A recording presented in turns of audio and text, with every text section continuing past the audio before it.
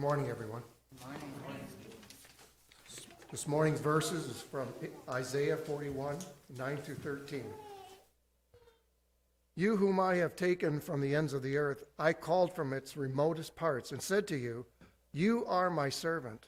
I have chosen you and not rejected you. Do not fear, I am with you. Do not be anxious.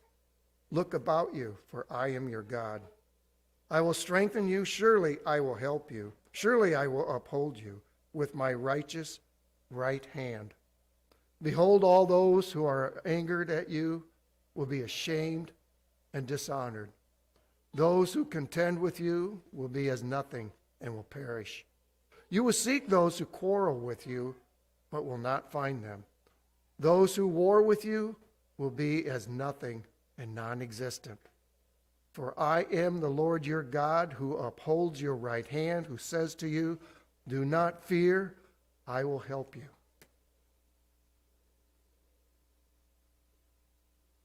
Well, good morning, everyone. Glad you could all be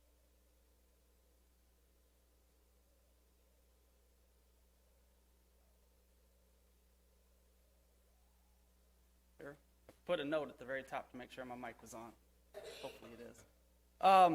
So, to start with, I'm going to tell you a story about this little thing at my house. It's like a fuzzy little football thing. My kids try to convince me it's a dog. I'm not 100% sure, but it's not very big. It's just this noisy, fuzzy thing.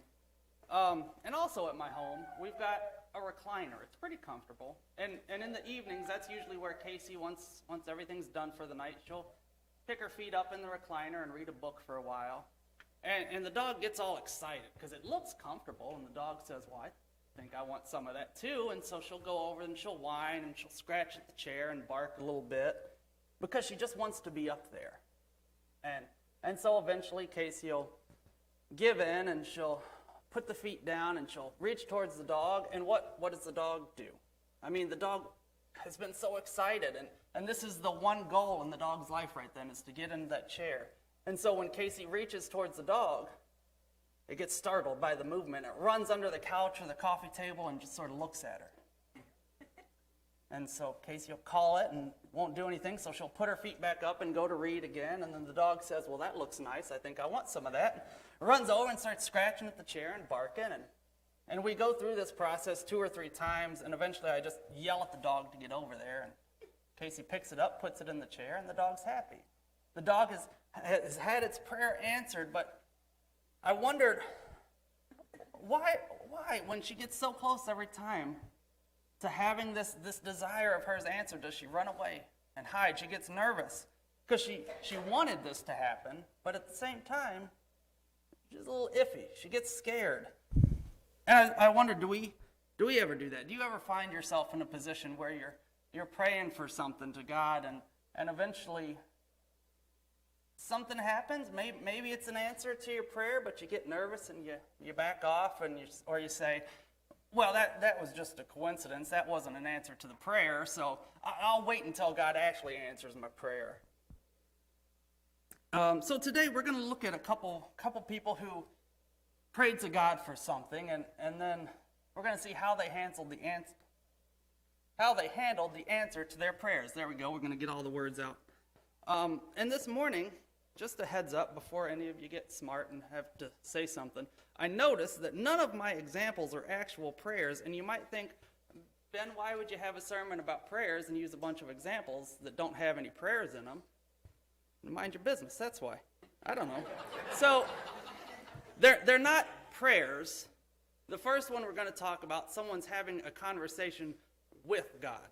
That's a prayer in my book. The second one, someone's having a conversation with Jesus, also a prayer in my book. And the third one, someone's divining the will of God through the high priest. Prayer in my book, okay? So they're not traditional prayers like we have today. Close enough. The first example that I thought of was Abram. So if you look at Genesis chapter 15, verses 1 through 6. After these things, the word of the Lord came to Abram in a vision, saying, do not be afraid, Abram. I am your shield, your exceedingly great reward. But Abram said, Lord God, what will you give me? seeing I go childless, and the heir of my house is Eleazar of Damascus. Then Abram said, Look, you have given me no offspring. Indeed, one born in my house is my heir. And behold, the word of the Lord came to him, saying, This one shall not be your heir, but one who will come from your own body shall be your heir. Then he brought him outside and said, Look now toward heaven and count the stars, if you are able to number them. And he said to him, So shall your descendants be. And Abram believed in the Lord, and he accounted it to him for righteousness. Now, as I said, that's a prayer in my book, better than any prayer I've ever said, because he got his answer directly from God. Now, there's prayers in our life probably where you think, well, I'm not sure how I'm going to know that God answered my prayer. Is it going to be a yes or is it going to be a no? God told him. He said, you want children. You will have more heirs than you can count. I mean, that's direct as it gets. And it says that Abram believed him, but then you look at Genesis chapter 16, the first two verses. Now Sarai, Abram's wife, had borne him no children, and she had an Egyptian maidservant whose name was Hagar. So Sarai said to Abram, See now, the Lord has restrained me from bearing children. Please go to my maid. Perhaps I shall obtain children by her. And Abram heeded her voice. So Abram told God what he wanted.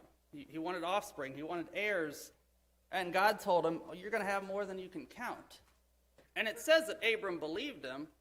But what does Abram do the very next thing? He says, well, I guess I better find a way to make this happen because, well, God's not going to get it done. There's no way God could do this. I better make it work for him. I wouldn't want God to be a liar, so let me figure out a way to make God's word come true. See, he asked for something that he obviously had no belief that God had the power to give him.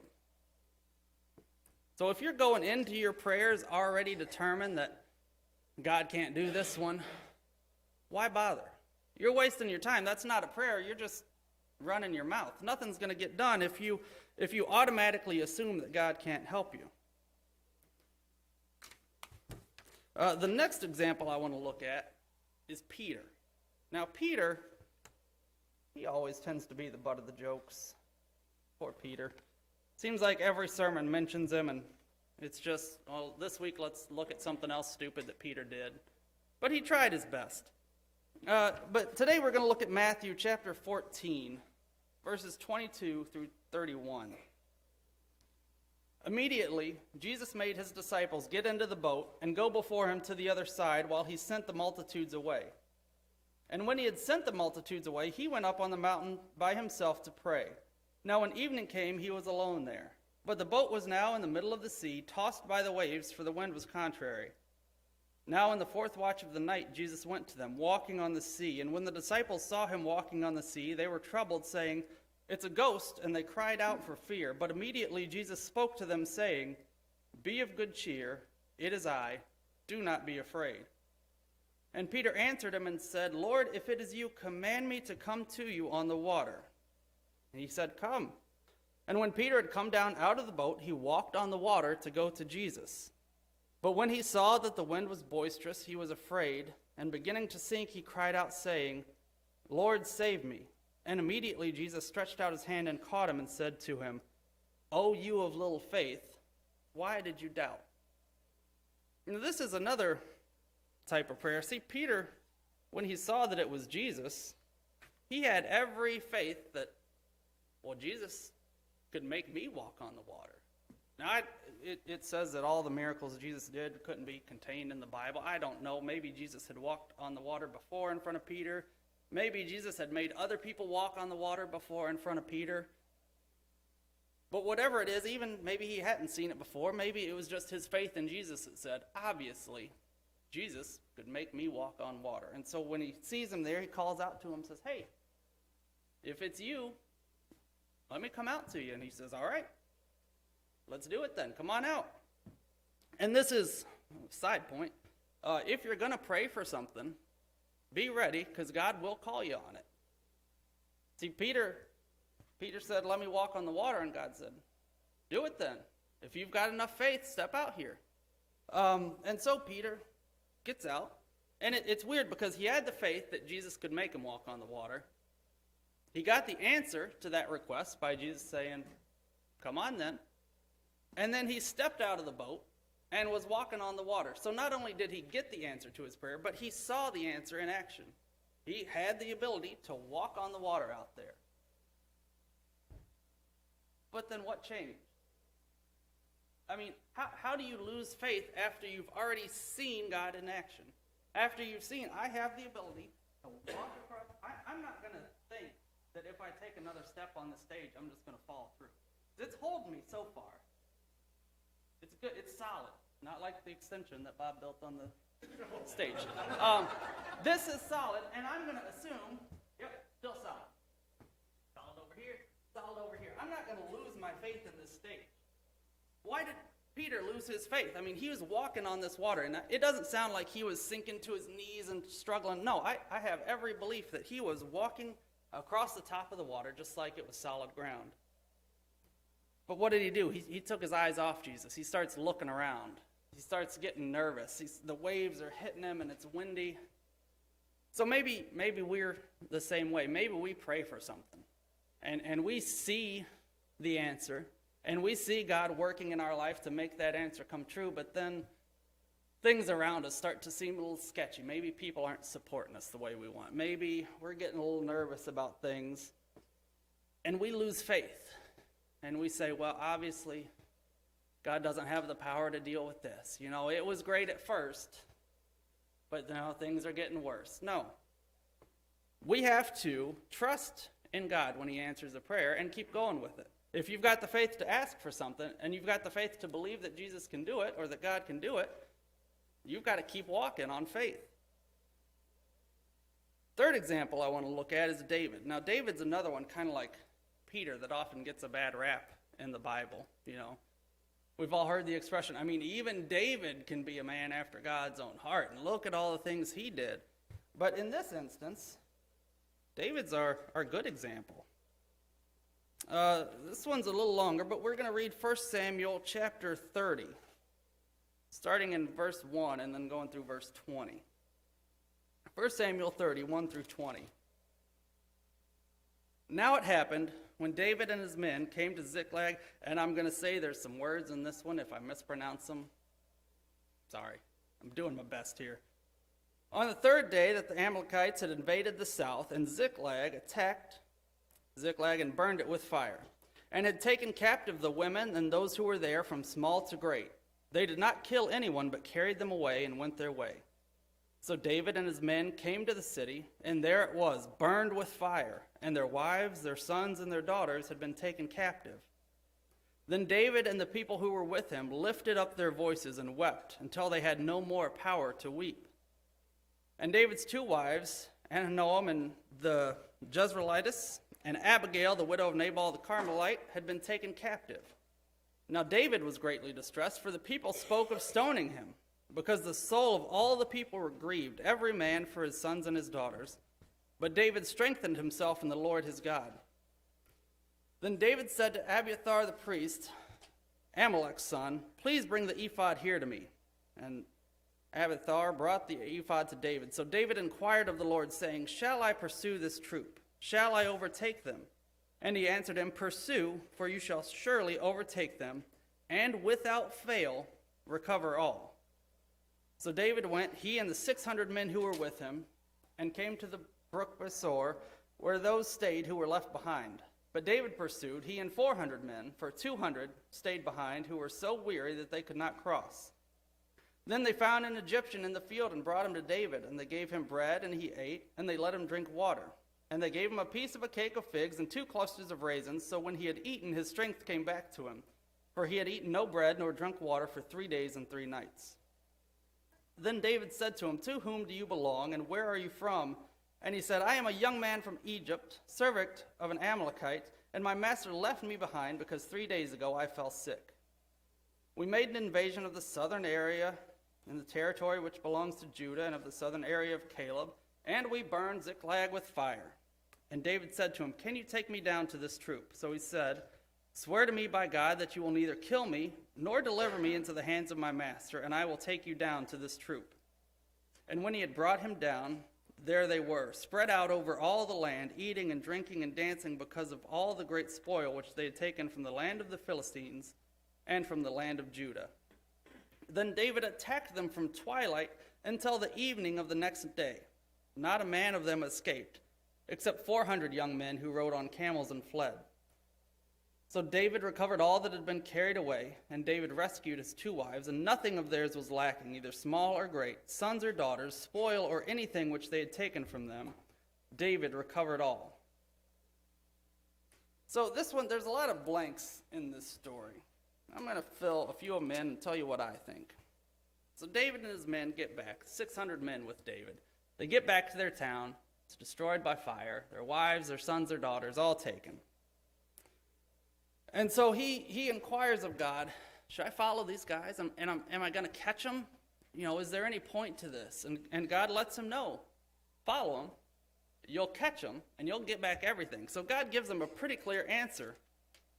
And so he goes, and it doesn't say how long they were in pursuit of these guys, but it says that after they're going for a while, 200 men drop out. So they're down from 600 to 400. Now I'm assuming that these guys weren't walking for like an hour or two when they dropped out. It says all these men are so distraught because their wives are gone, their children have been taken, and 200 of them get to the point where they say, I can't do it. I want to save my family, but I'm so exhausted I can't go on. So I've got to assume they had been traveling for a while. Then they find the Egyptian who'd been there for 3 days. And so these Amalekites have at least a 3-day head start on them, and they finally track him down. And that's where we get to another sort of blank in the story. It doesn't say how many men were there. But it does say in verse 17, David attacked them from twilight until the evening of the next day. So this battle's going on for most of a full day. At least 18 hours or so that they're fighting. Not a man of them escaped, except 400 young men who rode away on camels.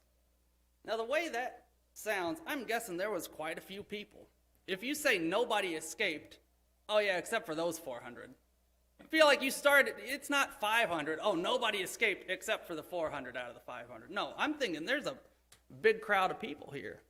So you've got to think David starts with 600 men. He's down to 400. He's walking for days and days, and they've got to be tired. And then he comes up to what I imagine is a army that outnumbers him easily.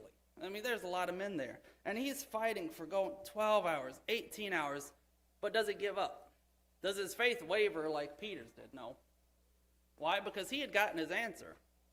God said, you'll catch them, and you'll get back everything. And so David went through with it, and at the end, after this full day of fighting, this huge army, they get back everything. Every wife, every son, every daughter, every item that the people had spoiled from them, they get it all back. It would be easy for a lot of people to say, give up when they see they're outnumbered. But David knew, God's told me we're going to win this, and so we're going to win it. Back to the story about my dog. Dumb little thing that it is. I left out an important detail of the story, and that is this dog is perfectly capable of jumping onto the chair all on its own, anytime at once. You can just hop up onto the chair. And yet, every night, it sits and whines and cries and begs for help. Now, when it was smaller, it's still small. When it was even smaller than it is now, yeah, it needed help getting into the chair. And it needed to beg, and it needed to ask for help. But its prayers have been answered. It grew a little bit. It can get into the chair on its own. It's got everything that it wants within its grasp. All it has to do is reach out and take it. Just hop up into the chair. And yet it still sits there pretending like it needs help. The story about me now. There was a point at some time, that's as much detail as we're getting on that one, but I was praying about something relatively hard for a decent amount of time, weeks on end, and I was praying to God for strength, because I had a decision to make. I needed to make a change, and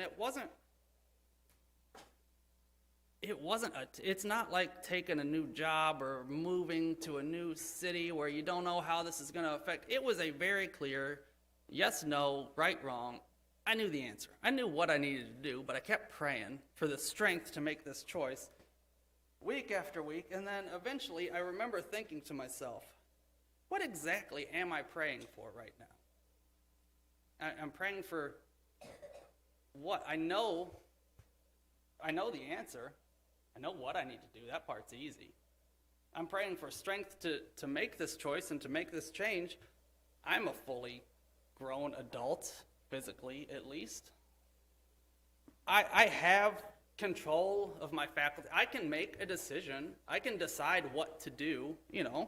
I have free will. God bless me with that. I can make this choice. So what am I praying for exactly? Like I started wondering, am I expecting to hear God tell me to do this? Am I expecting to feel different after a prayer and know that it's time? I don't think so. And I realized that I had long stopped praying for strength or guidance or help or assistance or anything. And it got to the point I realized I was just praying for an excuse. Because I could say, well, I prayed about it. So if nothing's happened yet, that's on him. That's not on me, because I prayed about it. I asked God for help, and if he doesn't want me to do it yet, then nothing I can do about that. So I was just praying to say I prayed about it. I wasn't actually praying to make a change. And so at that point, I changed my prayer, and I said, God, I'm not asking for help. I'm not asking for strength. I'm just telling you, this is what I'm going to do. And I did it, and it was fine. I changed. I made the right choice. I did what I needed to do. And God was with me because he had already given me the answer through his word of what I should do. He had given me his answer through the knowledge that as a human, I have the free will to make my choice and decide how I live my life. So maybe you were, I don't know, what are you praying about? Maybe you're praying, God, help me to be more involved in the church. Help me to be an asset to the church.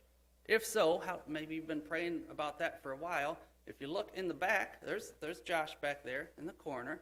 If you don't know him, raise your hand, Josh. Yep, that's him. Go ask him. Say, hey, Josh, I want to do more in the church. He will put you in the next bulletin to do something. Your prayer is answered. You don't need to keep praying about it. You need to act on it.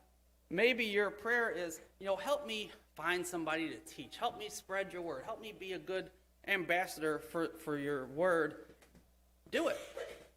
Or are you like my dog when you pray for this and then the time comes and you get scared? If you're asking, God, give me somebody I can talk to about you, and then somebody asks you at work on Friday, oh, what are your plans for the weekend? You say, not much. See ya. Have a good weekend. Or do you tell them, well, we've got a hayride and a get-together over the weekend on Saturday, and then Sunday we're going to go to church and we're going to have a meal after, and you should come with us? Are you just praying to say you prayed about things, or are you actually looking for God's answers? One last verse that I'm going to share with you that I keep in mind a lot when I'm praying. Isaiah chapter 65 and verse 24. It shall come to pass that before they call, I will answer. And while they are still speaking, I will hear. God's made it very clear. When you're praying, when you have a relationship with him and you are praying, he's going to answer. It might not always be the answer you want, but it's always going to be the right answer. So it's up to you to listen, to look for the answer, and to act on it. Don't pray as an excuse. Pray because you want to follow through. Pray because you have the faith that God can follow through, that God can give you an answer, and he has the power to help you. He's going to, like I said earlier, he's going to call you when you pray. If you're praying for somebody to teach, he'll put somebody in your path. And that's on you if you ignore it. That's all I've got for you today. If you have found yourself, like me, praying just as an excuse, you can make the change. If you've been praying about a decision and deep down you know what you need to do, do it. Make that decision today. If you have been praying but you're not sure of your relationship with God, you don't know if you've got the right relationship with him for him to listen to your prayers, come talk to us. If there's anything that we can do for you, If there's any way that we can help you, if there's something that we can pray about for you, please let us know as we stand and as we sing. God